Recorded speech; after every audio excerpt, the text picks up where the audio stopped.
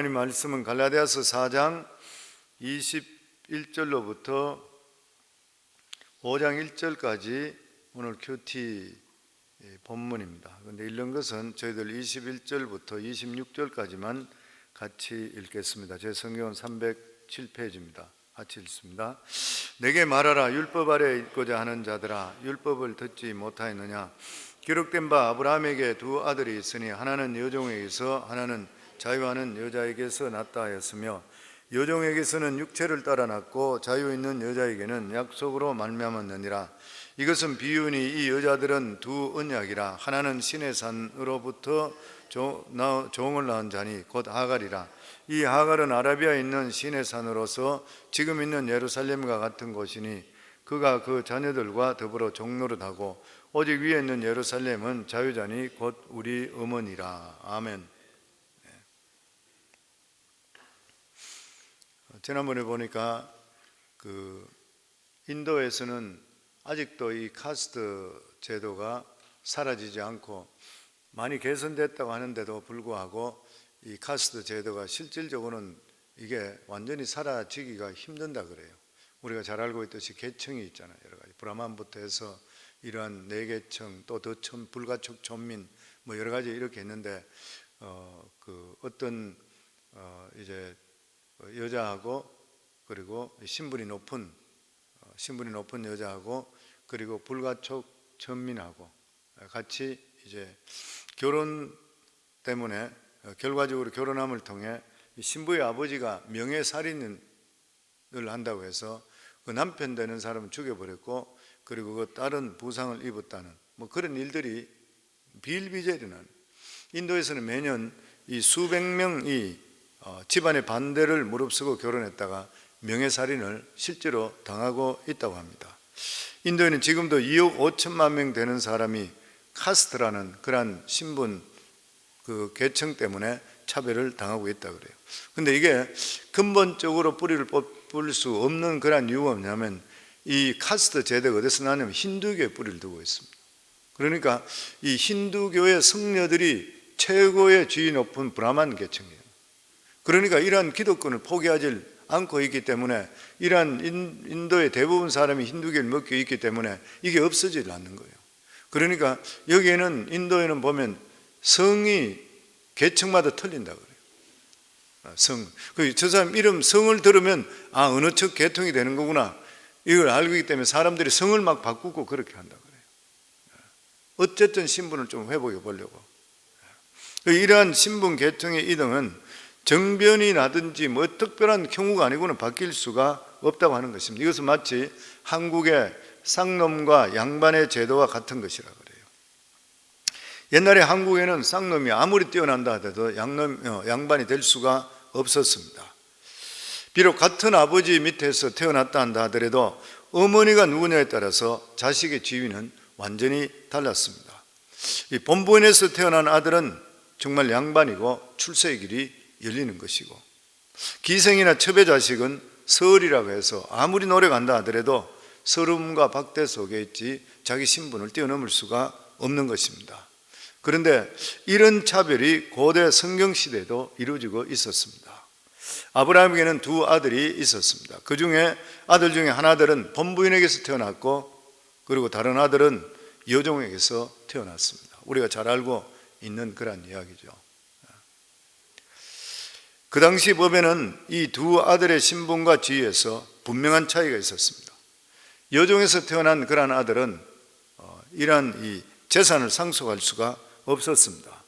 물론 본부인에게 아들이 없다면 상속할 수 있지만, 만약 늦게라도 본부인에서 아들이 태어난다 그러면은 이 여종의 아들은 유산을 차지할 수가 없는 것입니다. 그 대신에 자유롭게 자유인으로서 보낼 수는 있게 되었던 것이에요. 그래서 어머니가 누구냐 하는 것은 아들에게 너무나도 중요했습니다. 오늘 본문을 이해하려고 그러면 이 성경시대에 사회적인 상황에 들어가 봐야지 이해될 수가 있는 그런 말씀입니다. 우리 21절 말씀 다시 한번 같이 읽습니다. 내게 말하라. 율법 아래 있고자 하는 자들아, 율법을 듣지 못하였느냐? 그 당시 교회의 문제가 정확히 무엇이길래 바울이 이런 말씀을 했냐 하면은, 그 당시 갈라디아 교회 문제는 이들이 다시 율법 아래 있고자 하는 거예요. 율법 아래 다시 돌아가고자 했던 것이에요. 다시 말하면 이들은 일단 기독교를 믿은 후에 그것으로 만족하지 않고 다시 유대교로 돌아가려고 했는 것이에요. 왜 그들이 이렇게 하려고 했는 것인가? 몇 가지를 생각해 볼 수 있습니다. 첫째가 뭐냐면은 무엇보다도 사람들에게는 신앙을 갖게 되면 무언가 성취하고 싶은 욕구가 다 가지고 있는 것이에요. 그래서 성경 공부를 하더라도 단계적으로 어디 올라가서 계속 끝까지 해서 나중에 어디까지 마치게 되면 굉장히 성취감을 가질 수 있는 것이에요. 어떤 단계적으로 올라가면서 뭔가 이루어지는 거, 서티피케이트 받고 이렇게 하면서 뭔가 이루어지는 거예요. 그런데 복음 안에서는 목표나 과정이 보이지 않습니다. 우리 자신들을 돌아보게 되면 내가 어떤 단계를 많이 밟았다 해 내가 더 바뀌고 하는 것은 아니거든요. 언제나 그냥 모여서 말씀 듣고 그리고 기도하고 헤어지는 것이에요.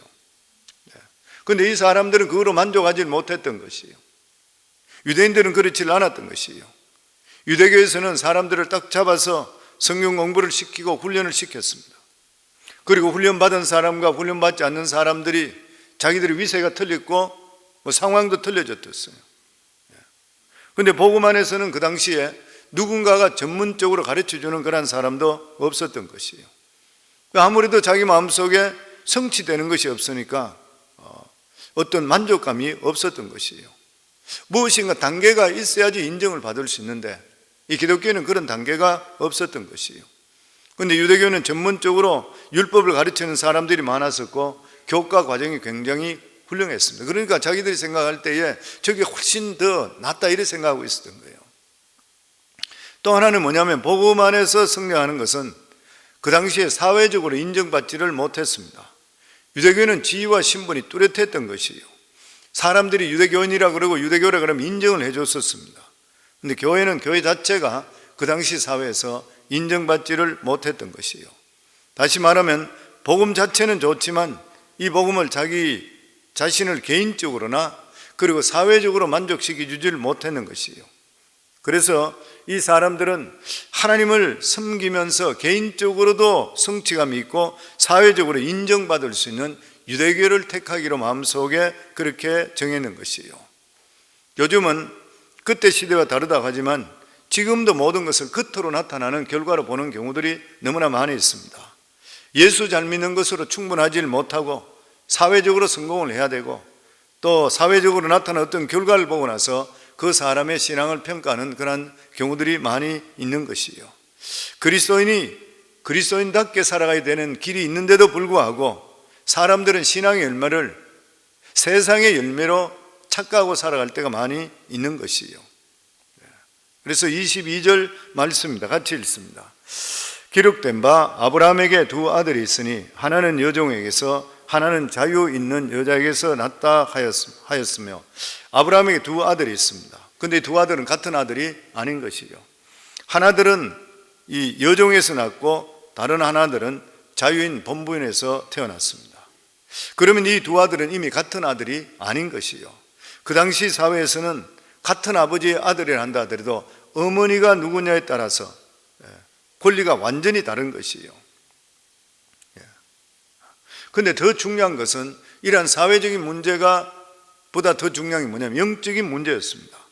하나님께서는 아브라함에게 상속자를 약속했습니다. 그런데 이 두 부부는 아브라함 부부는 하나님의 약속을 기다리지 못하고 인간적인 방법으로 상속자를 세웠습니다. 그리고 두 번째 아들은 하나님께서 그에게 약속으로 주신 그런 아들입니다.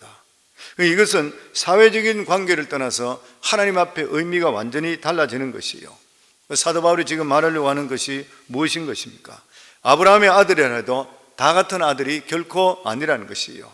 다시 말하면 같은 하나님을 믿는다고 해서 결코 같은 것이 아니라고 하는 것입니다.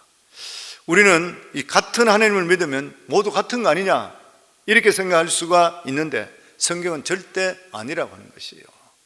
사회적으로 같은 아버지의 아들이라 하더라도 서자와 적자가 있는 것과 마찬가지로 절대적인 차이가 있는 것과 마찬가지로 하나님을 믿는다 한다 하더라도 그가 육체로 말미암은 것인가 아니면 약속으로 말미암은 것인가에 따라서 절대적인 차이가 있다고 하는 것입니다. 육체적으로 말미암다는 것이 무슨 말인 것이요? 지금으로 이야기하면 하나님의 의를 자기 열심으로 이루려고 하는 것, 자기 생각으로 이루려고 하는 것, 자기가 어떤 경건의 수준을 정해놓고 인간적으로 그것에 도달하려고 애쓰는 것, 그런 신앙은 같은 아브라함의 아들이라 하더라도 이것은 바로 첩의 아들이라, 여종의 아들과 같다는 것이죠. 하나님께서 원하시는 것이 무엇입니까?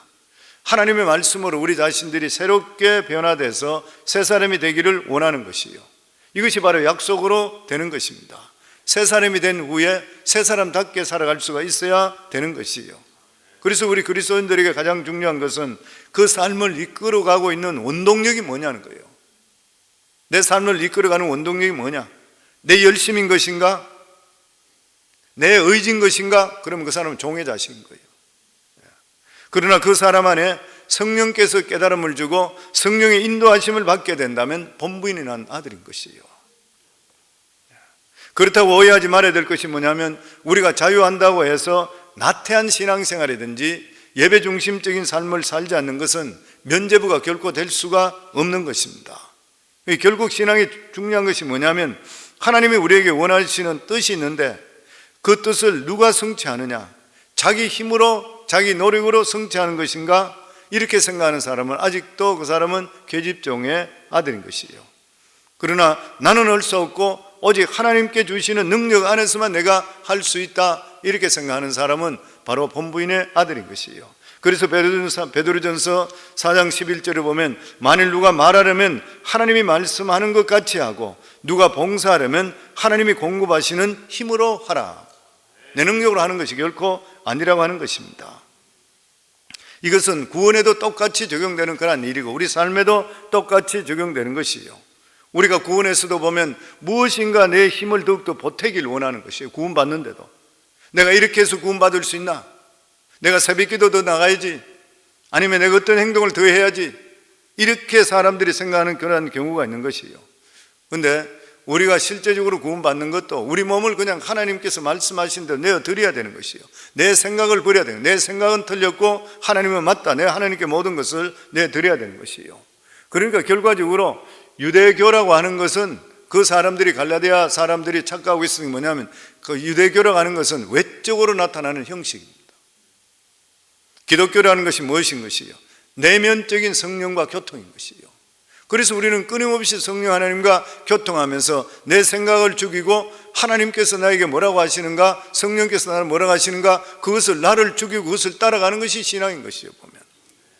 그러면 사도 바울은 두 여인에게서 두 언약을 비약해서 설명을 합니다. 우리 24절에서 26절 저희들 같이 읽습니다. 이것은 비유니 이 여자들은 두 언약이라. 하나는 시내산으로부터 종을 낳은 자니 곧 하갈이라. 이 하갈은 아라비아에 있는 시내산으로 해서 지금 있는 예루살렘과 같은 곳이니 그가 그 자녀들과 더불어 종노릇하고 오직 위에 있는 예루살렘은 자유자니 곧 우리 어머니라. 하나님은 이스라엘 백성들의 두 가지 언약을 주었습니다. 하나는 시내산 언약인 것이에요. 바울은 이 첩이나 그 아들이 보여주는 것이 바로 시내산의 언약이라 이렇게 말하고 있습니다. 시내산 율법은 은혜가 아니라 하나님께서 진노 가운데 주시던 말씀입니다.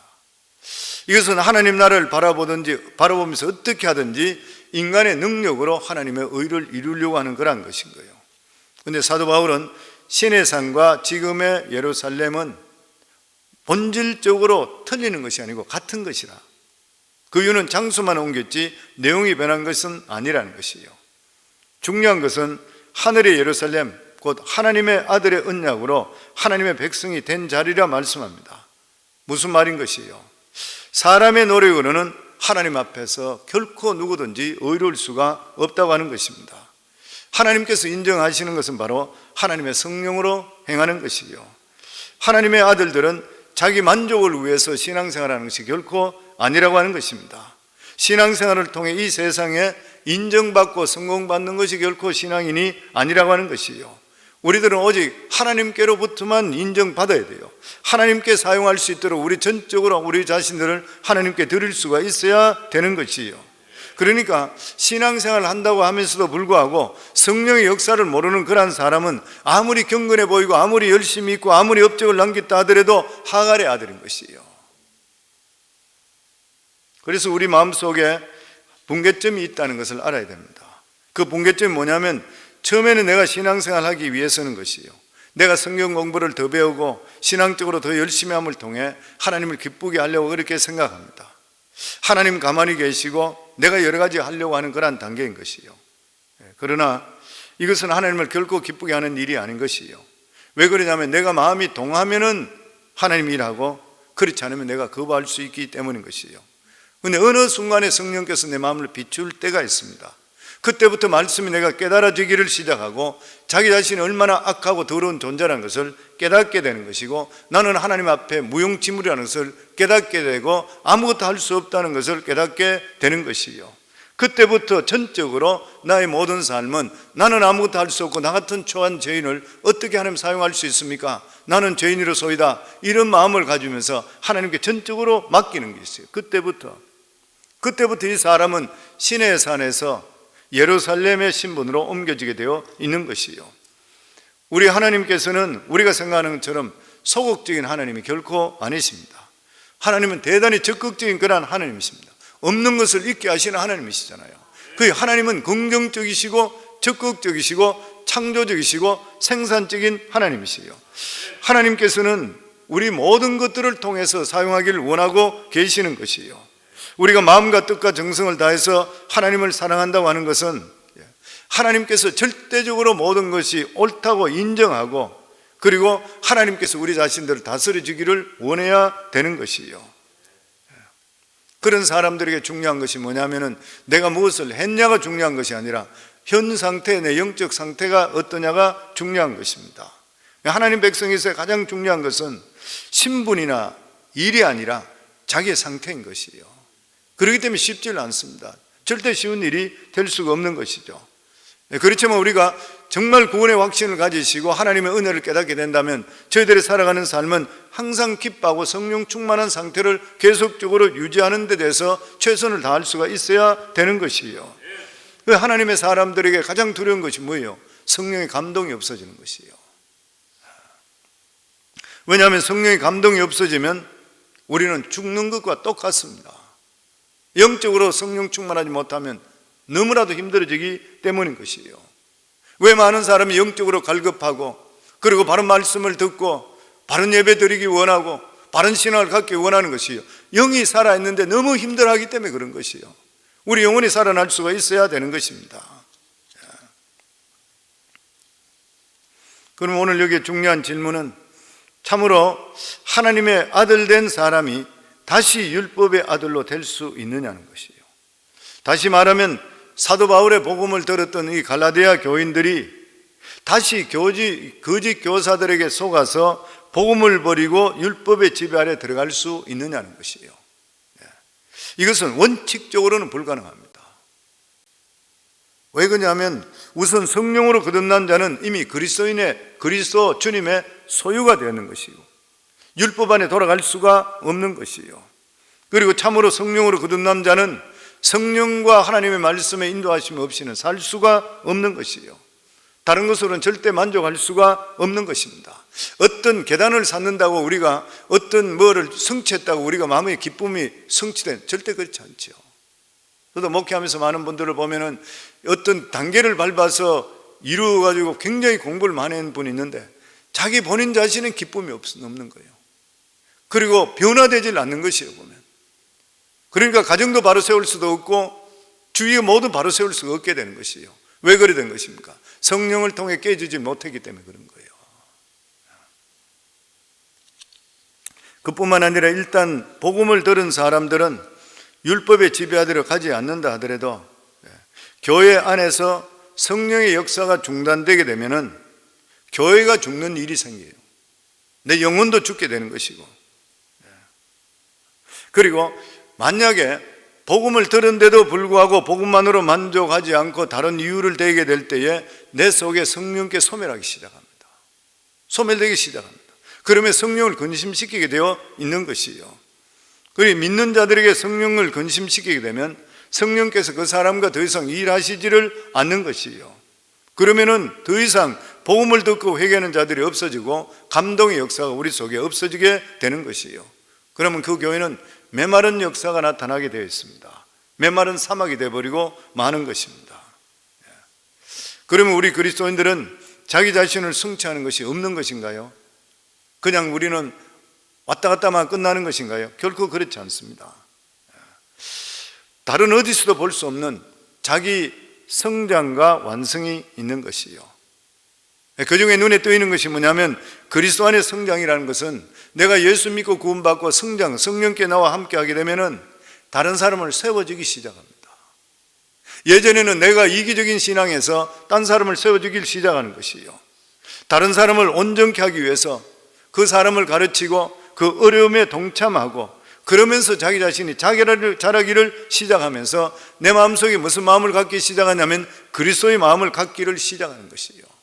우리 교회에서 저희 교회는 목장 체제로 셀 목장 체제로 되어 있습니다. 평신도 리더들이 성도들을 이끌게 되는 것이죠. 우리 교회는 다른 교회들보다 목회자들이 적습니다. 우리 실제로 이끄는 자들이. 우리 지금 보시면 우리 한옥급만 보더라도 제가 담임이고 그리고 나서 우리 교회 지금 보면 우리 교구 사역자들 2사람 찬양 같이 하고 교구와 같이 하고 그리고 또 우리 신해산 이제 시니어 담당하시는 목회자 그러고 나서 한옥군 사역자는 없어요. 그리고 우리 그 대신에 2세 사역자들은 많이 있습니다. 저희 교회는 EM 있지요, 이웃에도 2명 있지요, 이런 식으로 쭉 여러 가지 청년 사역 있지요, 이런 식으로 있어요. 그런데 그 일을 누가 다 해주냐면은 우리 교회 목양팀장부터 해서 목자들이 다 하는 것이에요. 교회들은. 그런데 평신도 생활을 하면서 예전에 제가 평신도 신앙생활을 하면서 처음에 집사장이 됐을 때에 교회를 안수 집사로 했다가 집사장이 되고 나니까 안수 집사할 때는 그냥 나 혼자 신앙생활 열심히 하면 돼. 그런데 집사장이 되고 담임 목사님이 없게 되는 그런 상태가 되고 원로 목사님만 계시고 원로 목사님은 행정적으로 못 들어오시고 그냥 교회적으로 좀 어려움이 있었던 거예요. 그러니까 집사장이 돼서 교회를 이래 들여다 보니까 교회가 죽어 있는 거예요. 나는 개인적으로는 하나님 은혜 받아가 막 그렇게 감사하고 기뻤는데 교회 전체를 들여다보니 교회가 죽어 있던 거예요. 모임이 없고 모임하는 걸 싫어하고 사람들이. 그러니까 구역 모임이 있는데 구역 모임을 한 달에 한 번 하고 한 달에 한 번 하게 되니까 그 한 달 미스해버리면 2달에 한 번씩 모이고 석 달에 한 번씩 모이고 수요 예배도 거의 사람들 나타나지 않고 주일만 교회 오고 있고 이렇게 됐던 것이에요. 사람들이 활기가 없는 거예요. 그래서 하나님 성경 말씀을 보다가 제가 봤던 서점에 가서 책들을 보다가 찾았던 것이 구역을 가정교회로 바꾸라는 그 책을 제가 보면서 와서 계속 보다가 성경 말씀하고 비교해 보다가 원로 목사님한테 가져가서 목사님 저는 이 말씀이 너무 좋은데 이게 초대교회로 돌아가는 일인데 이게 맞습니까? 그래 맞다 그래요. 그럼 목사님 강대상의 설교를 이걸 계속적으로 좀 해주세요. 그 대신에 교회에다가 평신도 리더를 키우겠습니다. 그래서 교회에다가 셀 목장을 만들면서 평신도 리더들에게 성도들을 나눠주기 시작했어요. 그 있는 성도들 중에 그 중에 선신자들 안수 집사들부터 먼저 나오라 해서 앞에 쭉 줄 다 세우고 그리고 성도들 보고 나서 안수 집사가 집이 어디 살면 나이가 어떻게 되며 몇 년 동안 신앙생활 이런 거 쫙 전부 PPT로 비추고 나서 원하는 사람한테 사인업 하도록 만들었어요. 1, 2, 3지망. 그리고 그 중에서 제가 보고 나서 저 사람한테 가면 좋겠다 3지망 중에 한 사람 해주면 돼요. 제일 골통이고 교회적으로 문제 많고 이랬던 분들은 전부 제 목장으로 다 불러들였어요. 그렇게 하면 시작을 해봤습니다. 했는데 그렇게 시작하게 되니까 평신도 있는 분들이 자기 신앙만 가지고 있던 사람들, 그냥 자기만 겨우 서바이브 하던 사람이 자기를 좋아해서 자기에게 왔는 구역하고 목장하고 틀린 게 뭐냐면 구역은 지역적으로 결정되는 일이지만 목장은 내가 원하는 쪽에 가는 것이에요. 원하는 사람한테 가. 교회가 똑같은 것이죠. 그게 작은 교회잖아요 보면. 그러니까 그 사람들에게 사인업이 되는 거예요. 그러니까 그분이 이분은 나에게 관심이 있어 나한테 왔구나 해서 그 사람을 돌보기 시작하는 거예요. 그러면서 그들의 아픔에 대해서 같이 울기 시작하고 같이 기도하기 시작하고 그들이 변화될 때에 너무 기쁜 것이에요. 그리고 크리스마스 되고 이럴 때 목원들이 목자들 수고했다고 크리스마스 카드를 주고 뭐 어떤 선물을 주고 이렇게 하니까 저한테 와서 내가 이런 선물을 받았어요. 나는 받을 자격이 없는데 너무너무 감사해요. 너무 고마워요. 그러면서 이 목자들이 살아나길 시작하는 거예요. 성님, 이게 성경적이잖아요. 성경에 나오는 말씀입니다. 여기 나오는 대로 우리가 믿음을 가지게 되게 되면은 내가 하는 어떤 단계적으로 성경 공부 끝나고 하는 것이 아니라 내 삶 속에 실질적으로 적용을 할 때 어떻게 누구부터 적용하냐면은 옆에서 연약한 사람들부터 세워주는 것부터 해서 가르치고 그 사람을 이끌 수 있는 걸 해야 돼요. 그렇게 됨을 통해 나타나는 게 뭐냐면 내 신앙이 커지기 시작하는 거예요.